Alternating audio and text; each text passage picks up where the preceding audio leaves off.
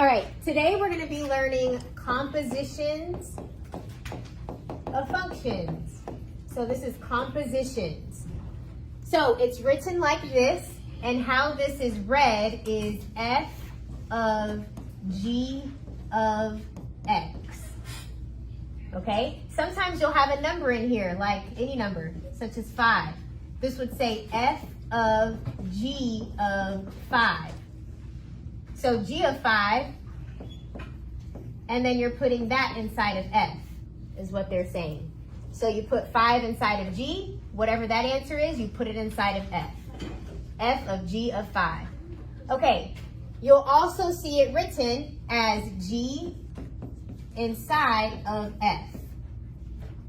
Okay, so you'll see this format or you'll see this format. They both mean the same thing.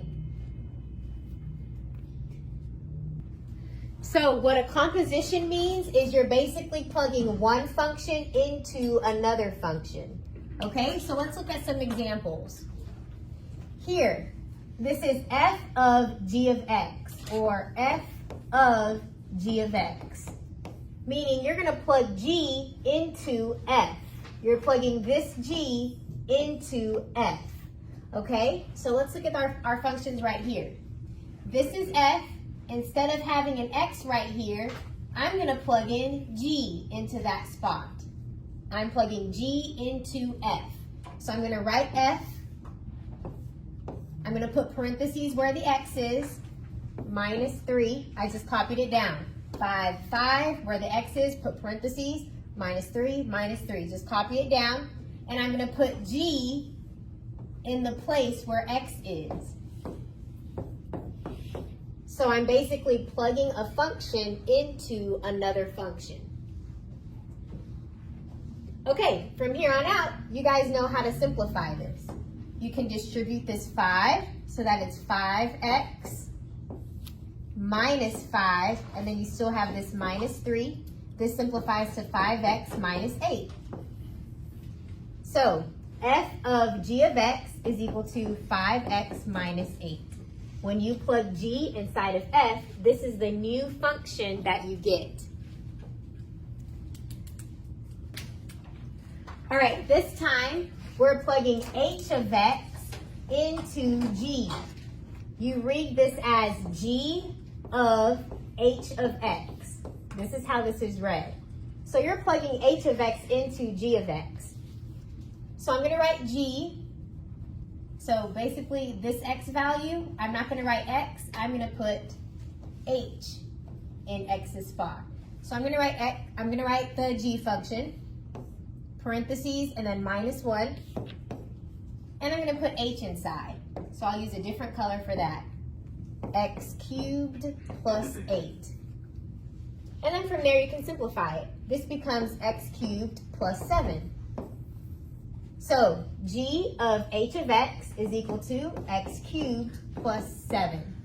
When you plug h into g, it creates this new function.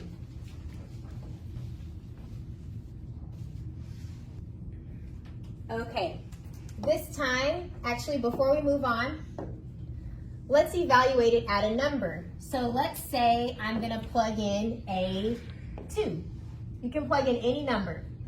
So that means right here, I'll plug in a 2. What is 2 cubed?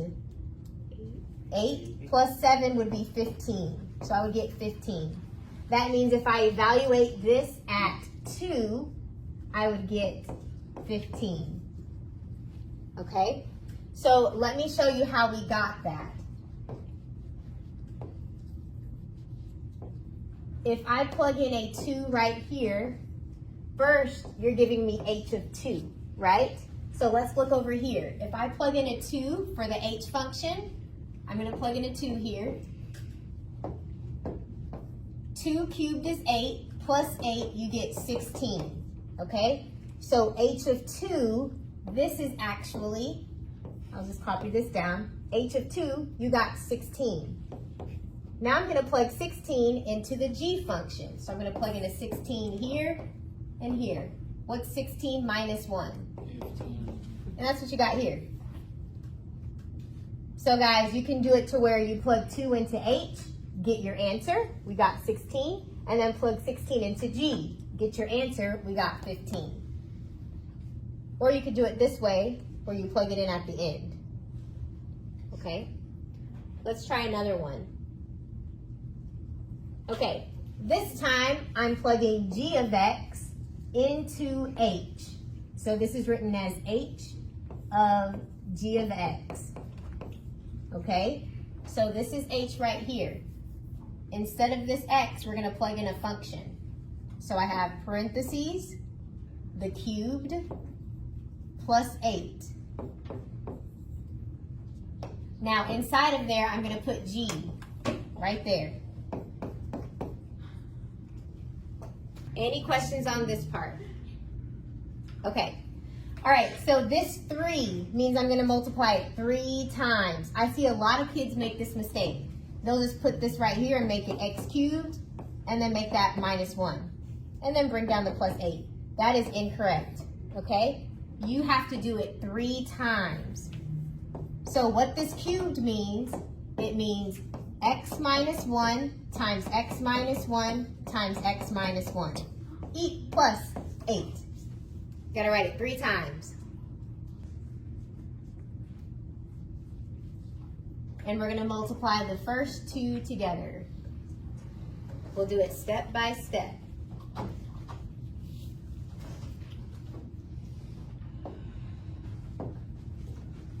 So I have x times x is x squared.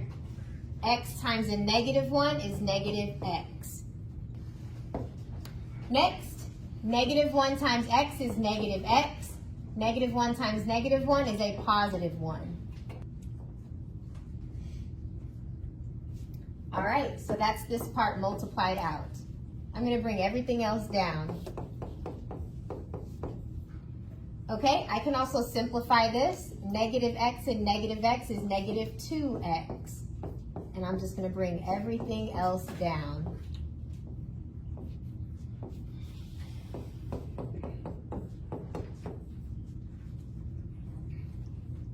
X squared times x, that's x cubed. X squared times negative 1 is negative x squared. Negative 2x times another x is negative 2x squared. Negative 2x times negative 1, these negatives become a positive 2x. And then the last one, I have 1 times x is just x. 1 times negative 1 is negative 1. And don't forget to bring down this plus 8 at the end. Okay, now we're going to combine like terms. So I have x cubed. These can be together, minus 3x squared. Okay, so these two together is negative 3x squared. These two plus 3x. I have negative 1 and a positive 8. That should be plus 7. So I get x cubed minus 3x squared plus 3x plus 7. So that is what you get when you have g of x into h. You're plugging this function into the h function. Okay, now let's do a hypothetical. Give me any number. 3, okay. So let's plug in a 3. Plug in a 3. So you can go this method like we just did and then plug in a 3 at the very end, right? You could just plug in a 3 at the very end. Or look at what we have here. When you plug in a 3, first you plug it into g of x, right? That's what we have here. So g of 3, this is the function g of 3. Plug in a 3. What's 3 minus 1? 2. So guys, that means g at 3 is just 2. And what's h at 2? You plug it into this one. What's 2 cubed? 8 plus another 8, you would get 16. So if you plug in 3s, or plug in this one, if you start off with 3, your answer would be 16. So what you did first, you plugged the 3 into G, got your answer, plug that into H. You could do it that way, which I think is way quicker than going through all of this and then plugging in 3 at the very bottom. at the very end, okay? So there's quicker ways to do things, especially if they give you a number here. Now, if they just gave you X, you're not plugging in anything, then yes, that would be your answer there, okay? But if they give you a number, the quicker way to do it, plug it into here, get an answer, plug it into there. All right, let's try another one. F of G. So we're gonna plug, this is also how it is written. This one goes inside of G. So this is how it's written, G of F of X.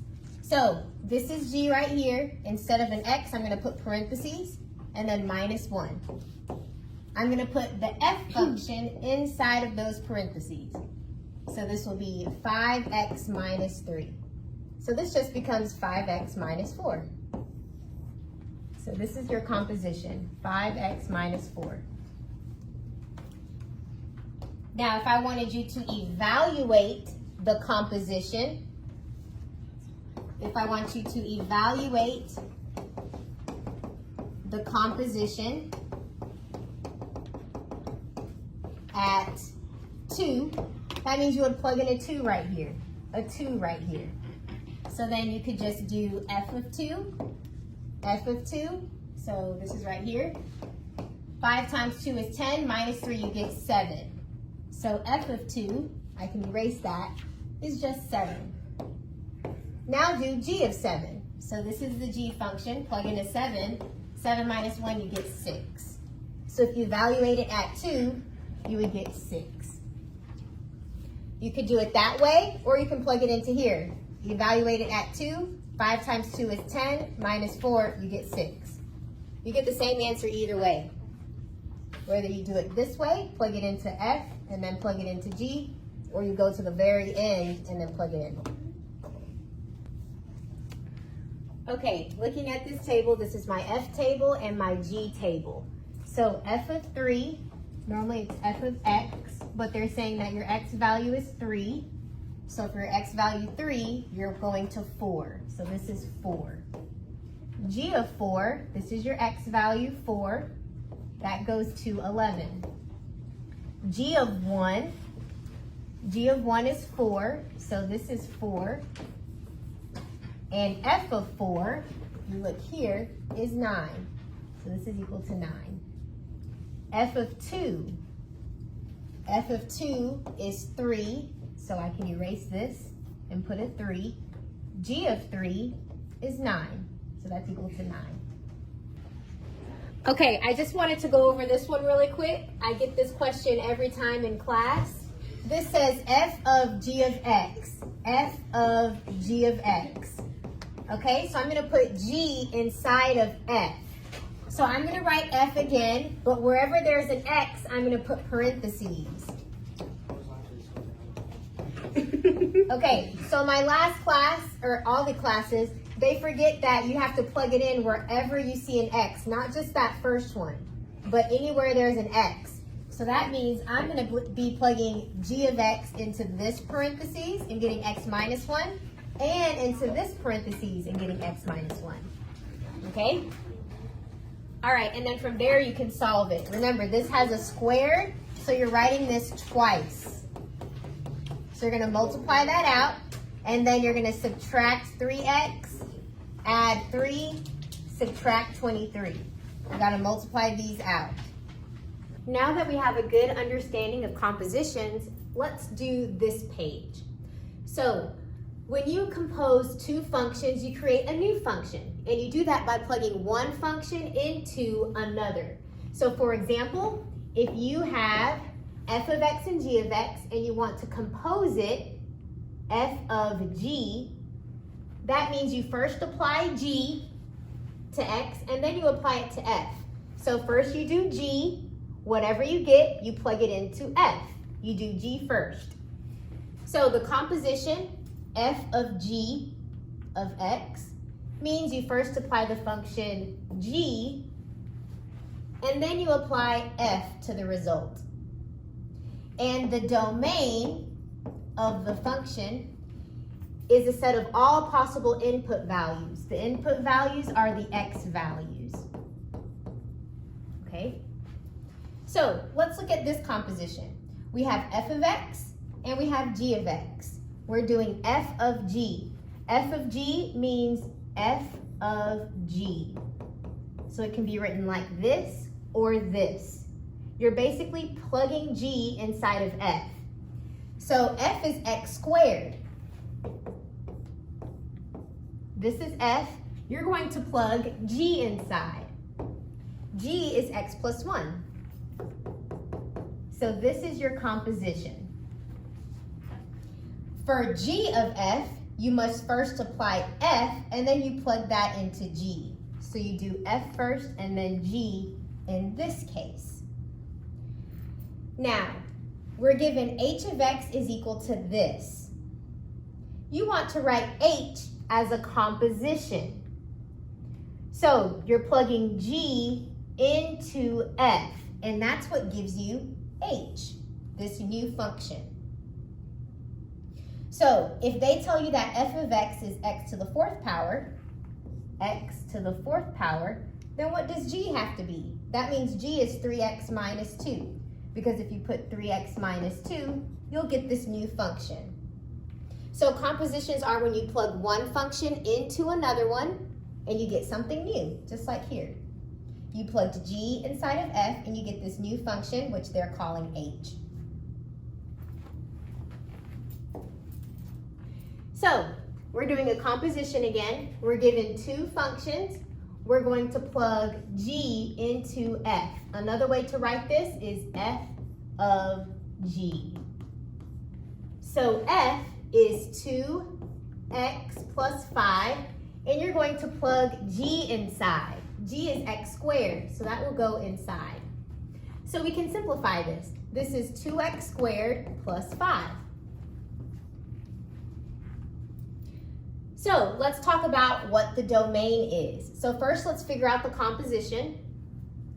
We're plugging f into g, and g is the square root of x, and I'm going to plug in f. So this is my composition. So if you were to look at this graph, this went to the left 2 spaces. So this is what your graph looks like.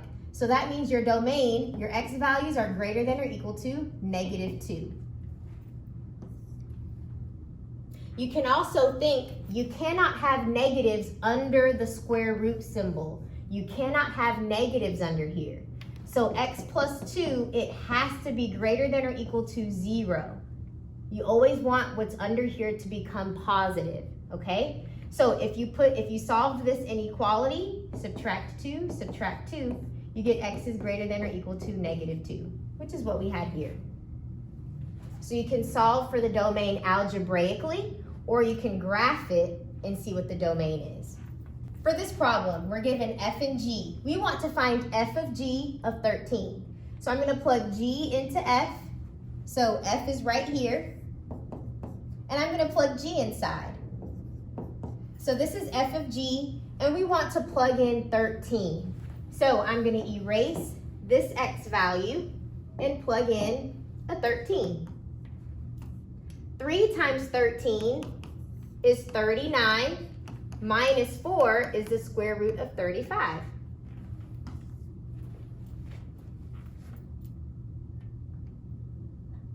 Okay, so let's do the compositions here. Let's do the composition. Okay, so for all 4 of these problems, we're going to do f of g, meaning we're going to plug g inside of f. This is called f of g, So this is f. We're going to put g inside. So this is the composition f of g. Now remember, under the square root symbol, it has to be positive. So x minus 1, the stuff that's underneath the square root symbol, it has to be greater than or equal to 0. So if you add 1 to both sides, you get x has to be greater than or equal to 1. That is your domain. Also, if you were to graph this, this goes right 1 unit. So if you were to graph it, it would look like this. It goes from 1 to infinity. Everything is greater than 1. Okay, let's try this one. This is f, x squared, that's f. We're going to put g inside. So it's pretty much the same function. And this is a quadratic. The domain is all real numbers. Now let's look at this one. We're going to put g inside of f. Now remember, what is underneath the square root symbol, it needs to always be greater than or equal to 0. Okay? Now, whenever you square something, it will make it positive. But this negative in the front will make it negative again. So guys, no matter what number you plug in, it will always be negative except for 0. Let me show you. Let's try a positive number. Let's say I plug in a 4 right here. 4 squared is 16, but you have a negative in the front. Negative 16 is not greater than or equal to 0. So positive numbers don't work, okay? Let's try negative numbers. It won't work either, but let's just see it. If I plug in, for x, plug in a negative 4. Negative 4 squared is still a positive 16. And then you have a negative in the front. Negative 16 is not greater than or equal to 0. So positive numbers will not work. Negative numbers will not work. The only number that will work is 0. Let's try plugging in a 0. 0 squared is 0. Negative 0 is still just 0. And that is greater than or equal to 0. So the only number that makes this statement true is 0. So that is the only number in your domain. Let's look at this example. We're plugging g inside of f. So this is 1 over x plus 1. You cannot have zeros in your denominator. X plus 1, this is what's in your denominator. It cannot be equal to 0. So if you solve, subtract 1 from both sides, you get x cannot be negative 1. So your domain, it can be all real numbers except negative 1. You can plug any number into this domain, into this x value. However, you cannot plug in negative 1 because if you do, you get 0 down here. Negative 1 plus 1 is 0, and you cannot have 0 in the denominator. So these are your domains. Let's try this problem. We're given the function f of x and g of x. We're going to create a new function by doing the composition. So this is the same thing as f of g of x. F of g of x, f of g of x. So you're putting g inside of f. This is the f function, and we're going to put g inside. So this is your composition. Now the question says, find the domain of the composition. So let's look at this. Remember, under a square root function, it must be positive. It needs to be 0 or above, okay? So that means 5x squared plus 1, 5x squared plus 1 has to be greater than or equal to 0. So what numbers will work for x? Let's test some numbers. If you were to plug in a positive number, any number, let's plug in a 5. 5 squared is 25. Times 5 is 125. Plus 1 is still positive, 126. That's greater than or equal to 0. Any positive number will work. Let's plug in a negative number. Any negative number. Let's try negative 2. Negative 2 squared is a positive 4. 4 times 5 is 20, plus 1 is 21. That's greater than or equal to 0. I'm trying to show you that any number will work. The reason why any number will work is because when you square something, it always becomes positive, okay? If you plug in a negative 5, negative 5 squared is a positive 25. A positive 25 times another positive number is 125. Plus 1 is 126. So no matter if you plug in positive numbers or negative numbers, it'll always be greater than or equal to 0. So that means your domain here is all real numbers. Or you could write it as negative infinity to infinity. Let's do another problem. Let's look at this one. We're doing f of g. We're putting f of g. Let's try this problem. We're doing g of f. G of f. So the g function is 6 minus x, and instead of an x, we're going to plug in f. So this is your composition. Now it wants to know the domain. Well, any number will work, but you cannot have 0 in the denominator, okay? So you can be all the numbers except for 0. X cannot be 0, but you can be any other number. You're not allowed to have zeros in the denominator.